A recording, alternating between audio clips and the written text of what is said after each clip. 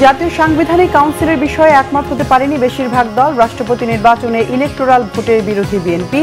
ঐক্যমত্য কমিশনের সভা বয়কট ৩ বাম দলের। ডক্টর ইউনূস তারেক রহমানের বৈঠক পছন্দ না হয় নারাজ একটি দল। মন্তব্য মির্জা ফখরুলের। বিএনপির বদনাম হওয়ার মতো কাজ না করতে নেতাকর্মীদের নির্দেশ। গুমে জড়িত কর্মকর্তারা এখনও নিজ বাহিনীতে কর্মরত। অভিযোগ জাতিসংঘের গুম বিষয়ক ওয়ার্কিং গ্রুপের। গুমের সাথে সেনাবাহিনী জড়িত নয় বলেছেন বাহিনীটির সিনিয়র কর্মকর্তারা। নগর ভবনে আজও অবস্থান কর্মসূচিতে ঢাকাবাসী। স্থানীয় সরকার উপদেষ্টার বিরুদ্ধে আইনি ব্যবস্থা নিতে দুদকের প্রতি আহ্বান ইশরাক হোসেনের। ইসরায়েলে ফাতা-1 ক্ষেপণাস্ত্র ছোড়ার দাবি তেহরানের। ইরানে হামলা অব্যাহত। তেহরানে নিঃশর্ত আত্মসমর্পণ চান ট্রাম্প। ইরান কখনোই আত্মসমর্পণ করবে না, হুঁশিয়ারি খামেনির। দেখছিলেন ক্রাউন সিমেন্ট সংবাদ শিরোনাম। জাতীয় সাংবিধানিক কাউন্সিল বা এনসিসি নিয়ে কোনোভাবেই একমত হতে পারেনি রাজনৈতিক দলগুলো। বেশ কিছু দল এনসিসি গঠনে একমত হলেও এই মুহূর্তে এর প্রয়োজন নেই বলে মতামত দিয়েছে বাকি দলগুলো। আর রাষ্ট্রপতি নির্বাচনের ক্ষেত্রে ইলেকটোরাল ভোটের বিধান ভালো ফল বয়ে আনবে না বলে মনে করে বিএনপি। অন্যদিকে জামাত ইসলামের নায়েবে আমির সৈয়দ আব্দুল্লাহ মোহাম্মদ তাহের বলেছেন, সাংবিধানিক কাউন্সিলের বিষয়ে দু একটি ছাড়া বেশিরভাগ রাজনৈতিক দল একমত হয়েছে। আর ঐক্যমত্য কমিশনের সহসভাপতি আলী রিয়াজ বলেছেন, সব দলের সাথে আলোচনার মাধ্যমেই গ্রহণযোগ্য সমঝোতা সম্ভব হবে। এদিকে কমিশনের আলোচনায় জামাতকে বেশি সময় দেয়ায় ওয়াকআউট করেছে গণফোরাম, সিপিবি ও বাসদ। বুধবার সাংবিধানিক কাউন্সিল গঠন, রাষ্ট্রপতি নির্বাচন ও জেলা সমন্বয় কমিটি গঠন নিয়ে আলোচনায় অংশ নেয় রাজনৈতিক দলগুলো। পরে দলগুলোর প্রতিনিধিরা জানান, নতুন বাংলাদেশ গঠনে সাংবিধানিক কাউন্সিল দরকার। এক্ষেত্রে বেশিরভাগ রাজনৈতিক দল একমত, তবে গঠন প্রক্রিয়া কি হবে সেটি নিয়ে আলোচনা হতে পারে। এদিকে প্রথম দিনের আলোচনায় না গেলেও বুধবারের অধিবেশনে যোগ দেন জামাত নেতারা। এ বিষয়ে তারা বলেন, প্রধান উপদেষ্টা ফোন দেয়ায় জাতীয় স্বার্থে তারা যোগ দিয়েছেন। তবে লন্ডনে একটি দলের সাথে কথা বলে প্রধান উপদেষ্টা নিরপেক্ষতা হারিয়েছেন। বৈঠকের পর যৌথ বিবৃতিতে অনেক রাজনৈতিক দল বিব্রত হয়েছে। দ্বিতীয় দিনের আলোচনায় সময় দেয়া নিয়ে হট্টগোল তৈরি হলে আলোচনা থেকে ওয়াকআউট করে 3টি বাম রাজনৈতিক দল। আমরা এনসিসির পক্ষে। এরকম একটি সাংবিধানিক ব্যালেন্স কমিটি থাকা উচিত, প্রতিষ্ঠান থাকা উচিত, যারা সাংবিধানিক এবং বিধিবদ্ধ যে সমস্ত সংস্থা আছে সেগুলার নিয়োগ এবং নিয়ন্ত্রণের ব্যাপারে ভূমিকা পালন করতে হবে। আমরা গতকাল আসিনি। এর মধ্যে আমাদের সাথে ইন্টারিম গভর্নমেন্টের অনেক ঊর্ধ্বতন ব্যক্তিরা যোগাযোগ করেছেন এবং কাল দুপুরে মাননীয় প্রধান উপদেষ্টা আমাদের মাননীয় আমিরের সাথে ফোনে কথা বলেছেন এবং কথা বলে আমরা আমাদের কথা বলেছি। উনি কিছুটা রিয়েলাইজ করেছেন এবং উনি এটা আশ্বস্ত করেছেন যে ওনার সরকার নিরপেক্ষ সরকার। ওনারা কোনো বিশেষ দল বা গোষ্ঠীর প্রতি ইনক্লাইন না। আগামীতে এসব ব্যাপারে তারা নিরপেক্ষ এবং স্বচ্ছ ভূমিকা পালন করবেন এবং সে ব্যাপারে আরও অনেক যত্নবান হবেন। জাতীয় নাগরিক পার্টির পক্ষ থেকে এনসিসিকে সমর্থন জানিয়েছি যখন থেকে আলোচনাটি শুরু হয়েছে। তবে এর গঠন প্রক্রিয়া নিয়ে বা এর ফরমেশন নিয়ে অনেকগুলো দলেরই কিছুটা ভিন্নতা আছে এবং সেই জায়গায় আমরাও আমাদের কিছু ভিন্ন প্রস্তাব আছে, কিন্তু নীতিগত জায়গায় এখানে অনেকগুলো দল জাতীয় নাগরিক পার্টি সহ তারা এনসিসির পক্ষে অবস্থান নিয়েছে। বিএনপির মহাসচিব মির্জা ফখরুল ইসলাম আলমগীর বলেছেন, নির্বাচন হচ্ছে না বলে এখন একটি দলের গুরুত্ব আছে। নির্বাচনের পর নতুন সরকার এলে দলটির গুরুত্ব থাকবে না। তাই ডক্টর ইউনূস ও তারেক রহমানের বৈঠককে পছন্দ করছে না সেই দলটি। বিএনপির মহাসচিব জানান, আওয়ামী লীগ খারাপ, মাফিয়া, দখলদার ও ডাকাত দলে প্রমাণিত। তাদের কাউকে বিএনপিতে নেওয়া যাবে না বলে নির্দেশ দেন মির্জা ফখরুল। রিপোর্ট করছেন সিকান্দার রেমান। ঢাকা মহানগর উত্তর বিএনপি আয়োজিত নতুন সদস্য সংগ্রহ কর্মসূচির উদ্বোধন করে বিএনপি মহাসচিব মির্জা ফখরুল ইসলাম আলমগীর বলেন, যারা রাজনীতি করেনি, ভালো মানুষ, তাদেরকে বাছাই করে দলে নিতে হবে। বিএনপির বদনাম হয় এমন কোনো কাজ না করতে দলের নেতাকর্মীদের নির্দেশও দেন তিনি। জনগণের ভালোবাসা অর্জন করে ভোটে জিততে হবে বলে জানান মির্জা ফখরুল ইসলাম আলমগীর। অনেকের পছন্দ হয় নাই, কারণ নির্বাচন হলেই তাদের বিপদ। এখন নির্বাচন নাই, সুতরাং তাদের অনেক গুরুত্ব আছে। যে নির্বাচন হয়ে যাবে তত জনগণের যারা ভালোবাসার দল তারাই তো ক্ষমতায় আসবে, তাই না? তো তখন তাদের গুরুত্ব কতটুকু থাকবে কি থাকবে না তখন নির্ধারিত হবে। যে কারণে ওরা নারাজ হয়েছে এবং নারাজ হয়ে গতকালকে একটা বৈঠকে হাজির হয় না। আওয়ামী লীগ কেমন মনে করেন, আওয়ামী লীগ প্রমাণিত যে তারা খারাপ মানুষ, তারা ডাকাত, তারা মাফিয়া, তারা দখলদার, তাদেরকে আমরা দলে নিব। এদিকে নির্বাচন নিয়ে যে প্রতিশ্রুতি সরকার দিয়েছে তা দ্রুত বাস্তবায়নের কথা বলেন বিএনপির সিনিয়র যুগ্ম মহাসচিব রুহুল কবির রিজভী। নরসিংদী জেলা বিএনপির নবনির্বাচিত নেতাদের সাথে নিয়ে বিএনপির প্রতিষ্ঠাতা শহীদ রাষ্ট্রপতি জিয়াউর রহমানের মাজারে শ্রদ্ধা নিবেদন করেন তিনি। পরে সাংবাদিকদের রিজভী বলেন, বিএনপি অন্তর্বর্তী সরকারকে সমর্থন দিয়ে যাচ্ছে, তবে অতীতে গায়েবী মামলা দিয়ে যারা নির্যাতন করেছে তাদের এখনও কেন আইনের আওতায় আনা হয়নি এমন প্রশ্ন তার। আমরা একটি অবাধ সুষ্ঠু নির্বাচনের মধ্য দিয়ে জনগণের নির্বাচিত সরকার গঠিত হবে।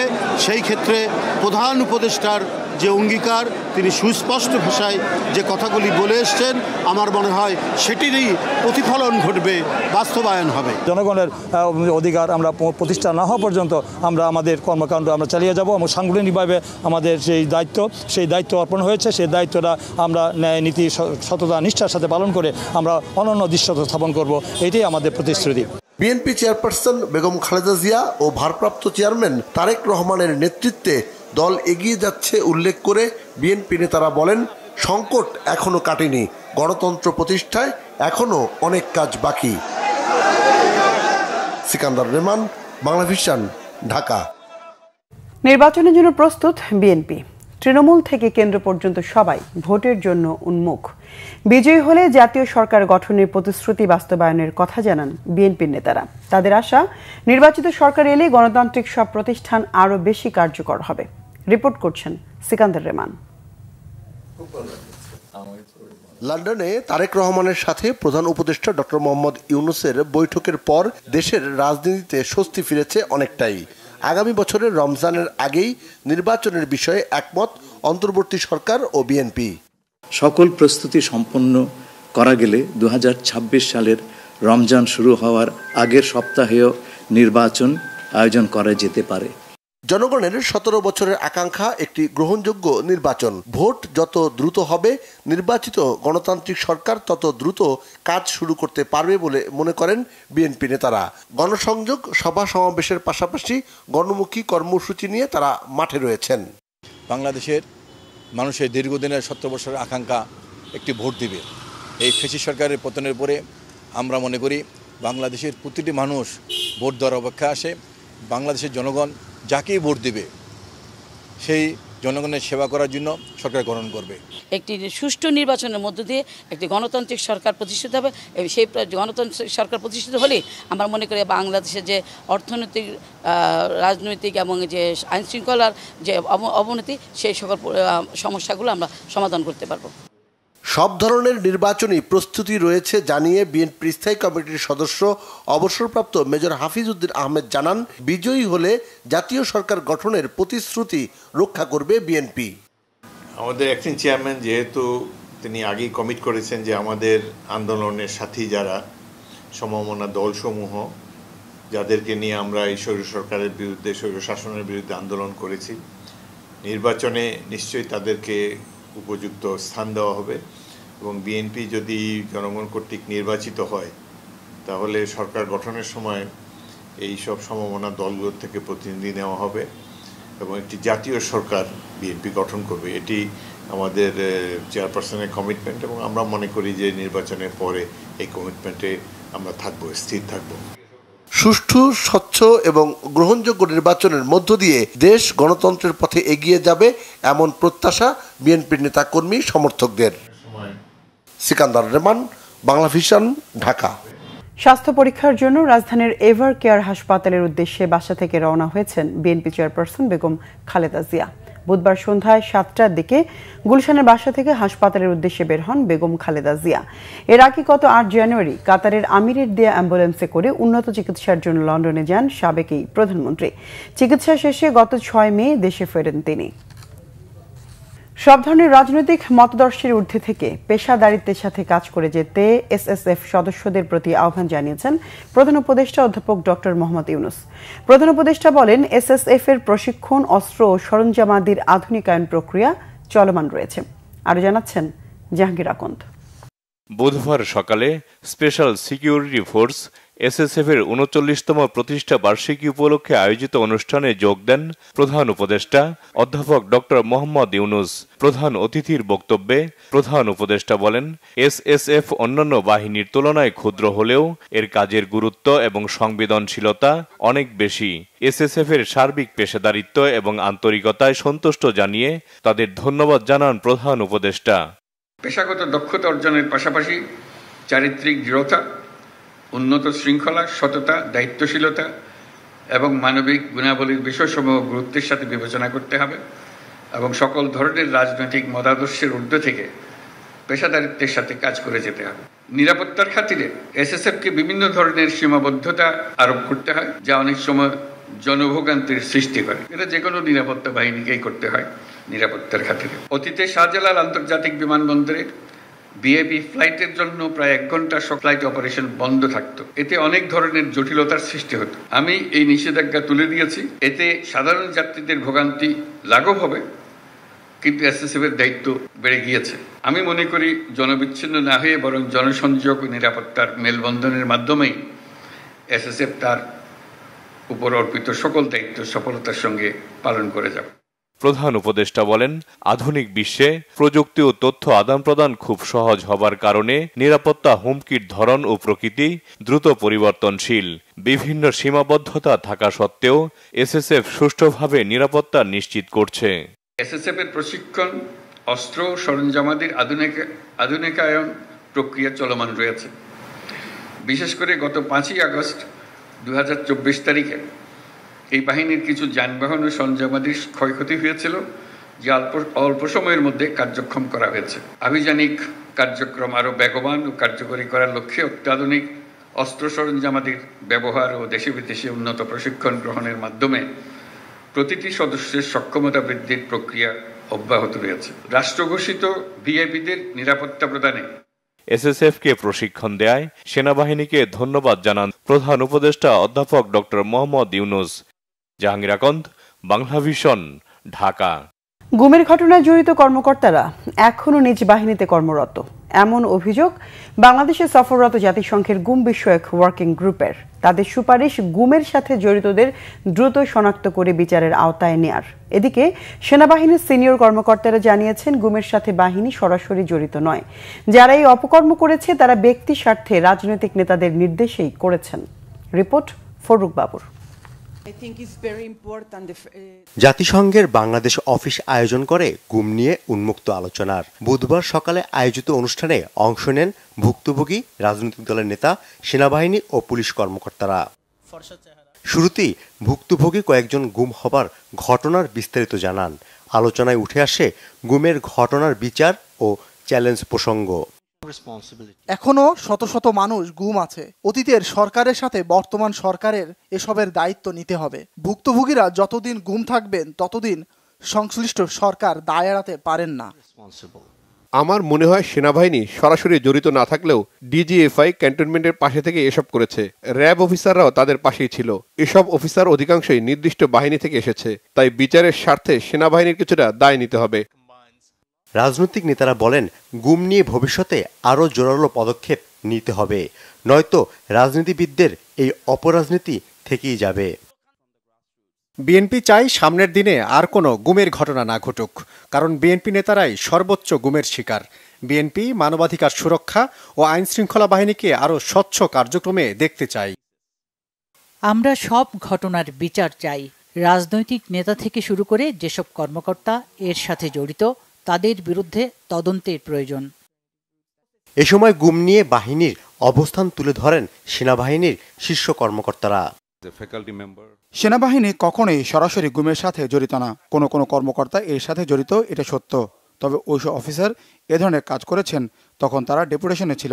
র্যাব, ডিজিএফআই, এনএসআই বা বিজিবিতে ছিল। তখন তারা সরকারের মন্ত্রণালয়, প্রধানমন্ত্রী বা প্রধানমন্ত্রীর নিরাপত্তা উপদেষ্টার অধীনে ছিলেন। সফররত জাতিসংঘের গুম বিষয়ক ওয়ার্কিং কমিটির 2 সদস্য বিচার নিশ্চিত করতে সরকারকে পরামর্শ দিয়েছেন।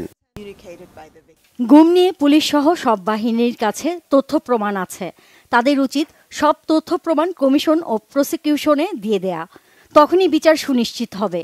পাশাপাশি গুম থেকে ব্যক্তিদের সুরক্ষা ও পুনর্বাসনের ব্যবস্থা করতে হবে রাষ্ট্রকে। গুমের অভিযুক্তরা এখনও বাহিনীতে কাজ করছে, পাশাপাশি ভবনে কর্মকর্তাদের চাকরি করতে দিয়ে বা অপরাধীদের বাইরে স্বাধীনভাবে ঘুরতে দিয়ে বিচার নিশ্চিত করা যাবে না।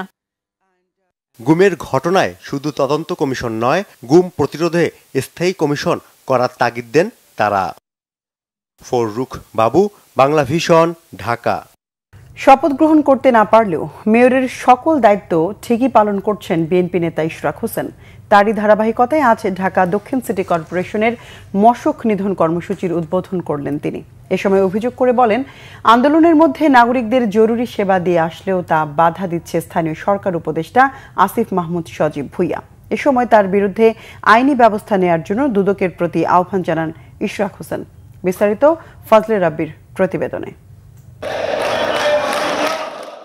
স্লোগানে উত্তাল ঢাকা দক্ষিণ সিটি কর্পোরেশন। 1 মাসেরও বেশি সময় ধরে চলা এই আন্দোলনে যোগ দিতে বুধবার সকাল থেকেই ইশরাক হোসেনের সমর্থকরা জড়ো হন নগর ভবনে। ইশরাক হোসেনকে মেয়রের দায়িত্ব বুঝিয়ে দেওয়ার দাবিতে সকাল 11টায় গণ অবস্থান কর্মসূচি শুরু হয়। এ সময় স্থানীয় সরকার উপদেষ্টা আসিফ মাহমুদ সজীব ভুইয়ার পদত্যাগের দাবি করেন আন্দোলনকারীরা। আসিফ একজন দুর্নীতিবাজের আগে আপনারা দেখেছেন, যার তার ব্যক্তিগত সহকারী শুধু একটা সংস্থা থেকে 700 কোটি টাকার মতো দুর্নীতি করেছে, যেটা প্রমাণিত, দুদকে প্রমাণিত হয়েছে। সুতরাং তার এই পদে থাকার কোনো অধিকার নাই। সে তো একটা বাচ্চা বলা, এই তো উপদেষ্টার যোগ্য না, উপদেষ্টা সে যোগ্য না, তার পদত্যাগ চাই আমরা। আমরা এখন মশার কামড় খাচ্ছি, আমাদের সুয়েজ লাইন ওভারফ্লো হচ্ছে, রাস্তাঘাট নষ্ট হয়ে যাচ্ছে, আমরা অনেক সেবা থেকে বঞ্চিত হচ্ছি। সেই জন্য আমরা যে পর্যন্ত তাকে শপথ বাক্য পাঠ করে তার দায়িত্বে বুঝিয়ে দেওয়া না হবে সে পর্যন্ত আন্দোলন চালিয়ে যাব। দুপুর পর গণ অবস্থান কর্মসূচিতে যোগ দিয়ে ইশরাক হোসেন দাবি করেন, আন্দোলনের কারণে জরুরি নাগরিক সেবা বন্ধ হয়নি, বরং অন্তর্বর্তীকালীন সরকারের কেউ নাগরিক সেবা বন্ধ করতে অপচেষ্টা চালাচ্ছে বলেও অভিযোগ করেন তিনি। আমরা যেদিন থেকে আন্দোলন শুরু করেছি, আমরা 1 সেকেন্ডের জন্য ঢাকা দক্ষিণ সিটি কর্পোরেশনের কোনো একটি জরুরি সেবা 1 সেকেন্ডের জন্য বন্ধ করা হয় নাই। উপরন্তু আমরাই নিশ্চিত করেছি যাতে এই সেবাগুলো চালু থাকে, এই সেবাগুলো যাতে জনগণের দুর্ভোগের সৃষ্টি না হয়।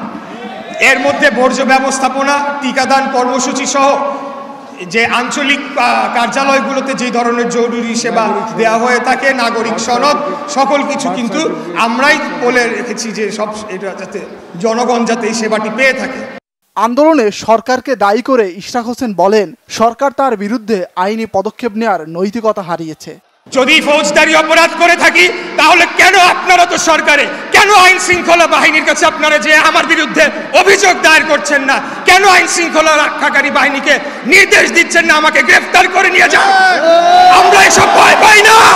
খুনি হাসিনার বিরুদ্ধে 17 বছর আমরা যুদ্ধ করেছি, লড়াই করেছি, জেল খেটেছি, গুম হয়েছি।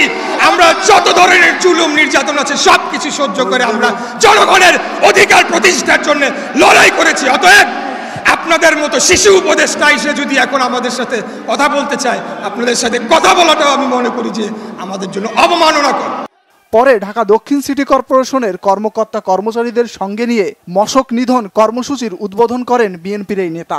এদিন নগর ভবন সভাকক্ষে ডেঙ্গু রোগ নিয়ন্ত্রণ ও করোনা ভাইরাস সংক্রমণ প্রতিরোধে মতবিনিময় সভাও হয়েছে। ফজলে রাব্বি, বাংলা ভিশন, ঢাকা। এবার ইসরায়েল ইরান সংঘাত প্রসঙ্গ।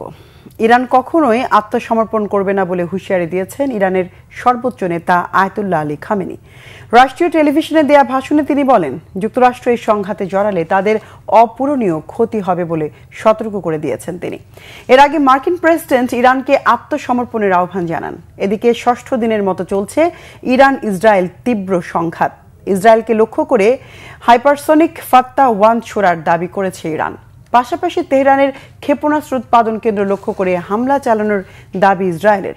গেল 5 দিনে ইসরায়েলের হামলায় ইরানে নিহত হয়েছেন অন্তত 600, আহত ১৫০০-এরও বেশি। নিহতদের মধ্যে ২৩৯ জন বেসামরিক ব্যক্তি এবং ১২৬ জন নিরাপত্তা কর্মী হিসেবেও দাবি করা হয়েছে। চন্দ্রিকা মজুমদারের ডেস্ক রিপোর্ট। ইরান ও ইসরায়েল সংঘাত ষষ্ঠ দিনের মতো অব্যাহত রয়েছে। তীব্র ও ভয়াবহ হয়ে উঠছে দুদেশের সংঘাত। জায়নবাদীদের সাথে কোনো সমঝোতা নয়। ইরান কোনো দয়া দেখাবে না বলে ইসরায়েলকে হুঁশিয়ারি দিয়েছেন ইরানের সর্বোচ্চ নেতা আয়াতুল্লাহ আলী খামিনি। ৬ দিনের অপেক্ষার পর সরাসরি যুদ্ধ শুরুর ঘোষণাও দিয়েছেন তিনি। মঙ্গলবার সামাজিক যোগাযোগ মাধ্যম এক্সে তিনি লেখেন, মর্যাদাবান হায়দারের নামে যুদ্ধ শুরু হলো। মঙ্গলবার ইসরায়েলের গোয়েন্দা ভবন লক্ষ্য করে হাইপারসনিক ফাতা ১ ছোড়ার দাবি করেছে ইরানের বিপ্লবী গার্ড কর্পস বা আইআরজিসি। এতে ক্ষতিগ্রস্ত হয় ইসরায়েলের বহু স্থাপনা। তেহরানের আকাশসীমা নিয়ন্ত্রণে নেওয়ার মার্কিন প্রেসিডেন্টের দাবির পর এবার আইআরজিসি পাল্টা দাবি করেছে ইসরায়েলের আকাশসীমা সম্পূর্ণভাবে নিয়ন্ত্রণে নেওয়ার। ইসরায়েলের যেসব বিমান ঘাঁটি থেকে ইরানে হামলা চালানো হয়েছিল সেগুলোকে লক্ষ্য করে পাল্টা ক্ষেপণাস্ত্র হামলা চালানোর দাবিও করেছে গোষ্ঠীটি। গেল একদিনে ৯ বার ইসরায়েলে মিসাইল হামলা চালিয়েছে ইরান। জবাবে ইরানের বেশ কয়েকটি ক্ষেপণাস্ত্র ঘাঁটিতে হামলার দাবি করেছে ইসরায়েলি সেনাবাহিনী। ইরানের একাধিক সামরিক স্থাপনায় দফায় দফায় হামলার দাবিও করেছে দেশটি। তেহরানের রকেট লঞ্চারগুলোতেও হামলার দাবি জানিয়েছে ইসরায়েল। ইরানের ক্ষেপণাস্ত্র উৎপাদন কেন্দ্রে হামলার দাবির পাশাপাশি মধ্যপ্রাচ্যে আরও যুদ্ধবিমান মোতায়েনের তথ্য দিয়েছে ইসরায়েল। এদিকে খামেনির অবস্থান জানেন এমন দাবি করে ইরানের নিঃশর্ত আত্মসমর্পণ চেয়েছেন মার্কিন প্রেসিডেন্ট ডোনাল্ড ট্রাম্প। ট্রুথ সোশ্যালে দেওয়া এক পোস্টে তিনি বলেন, ইরানের আকাশ প্রতিরক্ষা ব্যবস্থা ভালো হলেও মার্কিন প্রযুক্তির তুলনায় তা দুর্বল। ইসরায়েল ও ইরানের মধ্যে যুদ্ধবিরতিতে জরুরি ও প্রয়োজনীয় ব্যবস্থা গ্রহণের জন্য জাতিসংঘের নিরাপত্তা পরিষদের প্রতি আহ্বান জানিয়েছেন মধ্যপ্রাচ্যের দেশগুলো। ইসরায়েল ও ইরানের বেপরোয়া সংঘাত দুদেশের সীমানা ছাড়িয়ে অন্যান্য দেশে ছড়িয়ে পড়ার আশঙ্কাও প্রকাশ করেছেন সংযুক্ত আরব আমিরাতের পররাষ্ট্রমন্ত্রী শেখ আবদুল্লাহ বিন জায়েদ আল নাহিয়ান ও জর্ডানের বাদশাহ Abdullah bin Al Hussein. Chandrika Majumdar, Bangla Vision, news desk. Rooppur পারমাণবিক কেন্দ্র নির্মাণের নামে শেখ পরিবারের দুর্নীতির খোঁজে গণপূর্ত অধিদপ্তরকে চিঠি দিয়েছে দুর্নীতি দমন কমিশন। সম্প্রতি দুদকের উপপরিচালক মনিরুল ইসলাম এই চিঠি পাঠান। চিঠিতে বলা হয়, রূপপুর পারমাণবিক কেন্দ্রের সাইট প্রজেক্ট গ্রিন সিটি আবাসন পল্লীর ২৬০০ কোটি টাকার প্রকল্পের সকল নথিপত্র চাওয়া হয়েছে। দুদকের অভিযোগে বলা হয়, শেখ হাসিনা, শেখ রেহানা, টিউলিপ সিদ্দিকী ও সজীব ওয়াজেদ জয় সহ সংশ্লিষ্টদের বিরুদ্ধে রূপপুর পারমাণবিক কেন্দ্র নির্মাণের নামে ৪৯,০০০ কোটি টাকা লোপাট হয়েছে। সেই সঙ্গে শেখ হাসিনা ও জয়ের বিরুদ্ধে ৩০০ মিলিয়ন মার্কিন ডলার পাচারের অভিযোগও রয়েছে। আজ এক আলোচনায় বক্তারা বলেছেন, জাতীয় বাজেট নিয়ে অন্তর্বর্তী সরকারের কাছে বড় প্রত্যাশা থাকলেও প্রস্তাবিত বাজেট পরবর্তী রাজনৈতিক সরকারের জন্য উদাহরণ সৃষ্টি করে যেতে পারল না। এটি হতাশার, নিরাশার। রাজধানীর একটি হোটেলে Centre for Policy Dialogue CPD আয়োজিত আলোচনায় বক্তারা বলেন, বাজেটে সমাজে সামাজিক বৈষম্য কমানোর উদ্যোগ না নিয়ে উল্টো পথে হাঁটছে অন্তর্বর্তী সরকার। এনবিআর রাজস্ব আদায়ের লক্ষ্য পূরণ করতে পারবে না বলেও তিনি আশঙ্কা প্রকাশ করেন। চাকরিজীবীদের ১০ থেকে ১৫% বেতন বাড়ানোর উদ্যোগের কড়া সমালোচনা করেন অনুষ্ঠানে ব্যবসায়ীরা।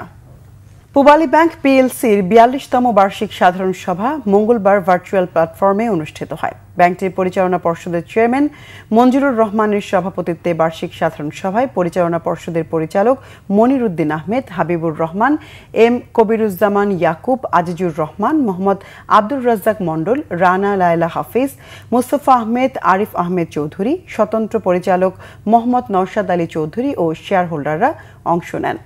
এ সময় ব্যবস্থাপনা পরিচালক ও সিইও মোহাম্মদ আলী, মহাব্যবস্থাপক মোহাম্মদ লিটন মিয়া এবং কোম্পানি সচিব মোহাম্মদ আনিসুর রহমান ভার্চুয়ালি সংযুক্ত ছিলেন। বার্ষিক সাধারণ সভায় শেয়ার হোল্ডাররা ব্যাংকের প্রবৃদ্ধি ও উন্নয়নে সন্তোষ প্রকাশ করেন। একই সাথে তারা পূবালী ব্যাংকের কর্মকর্তা ও কর্মচারীদের ধন্যবাদ জানান। সাধারণ সভায় অংশ নেওয়ার জন্য সবাইকে ধন্যবাদ জানান পরিচালনা পর্ষদের চেয়ারম্যান। এছাড়া সভায় শেয়ার হোল্ডারদের মতামতের ভিত্তিতে ২০২৪ সালের জন্য ১২.৫% ক্যাশ ডিভিডেন্ড ও স্টক ডিভিডেন্ড দেওয়ার সিদ্ধান্ত অনুমোদিত হয়। দর্শক, এ ছিল এখনকার মতো। পরের সংবাদ রাত 10:30। এর আগে 9টায় রয়েছে নিউজ 20। দেখার আমন্ত্রণ রইল। সঙ্গে থাকায় ধন্যবাদ।